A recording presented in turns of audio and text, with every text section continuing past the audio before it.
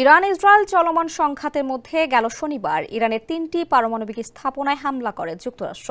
সেই হামলার প্রতিশোধ নিতে সোমবার রাতে কাতারে যুক্তরাষ্ট্রে পরিচালিত আল উদেইদ বিমান ঘাঁটিতে ক্ষেপণাস্ত্র ছোড়ে তেহরান। তবে ইরানের হামলার নিন্দা জানিয়ে জাতিসংঘ মহাসচিবের কাছে একটি চিঠি পাঠিয়েছে কাতারের পররাষ্ট্র মন্ত্রণালয় এক বিবৃতিতে জানিয়েছে, ওই চিঠিতে সোমবার রাতের হামলাকে চরম বিপজ্জনক উস্কানি হিসেবে উল্লেখ করা হয়েছে এবং এতে বলা হয়েছে এই হামলা কাতারের সার্বভৌমত্ব ও আঞ্চলিক অখণ্ডতার সুস্পষ্ট লঙ্ঘন।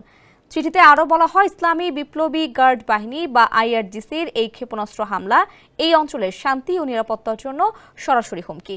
বিবৃতিতে কাতার জোর দিয়ে বলেছে, জাতিসংঘ সনদ ও আন্তর্জাতিক আইন অনুযায়ী কাতার এর উপযুক্ত জবাব দেওয়ার অধিকার রাখে। RICL TMX, যুগের পর যুগ স্থাপনা থাকে মজবুত।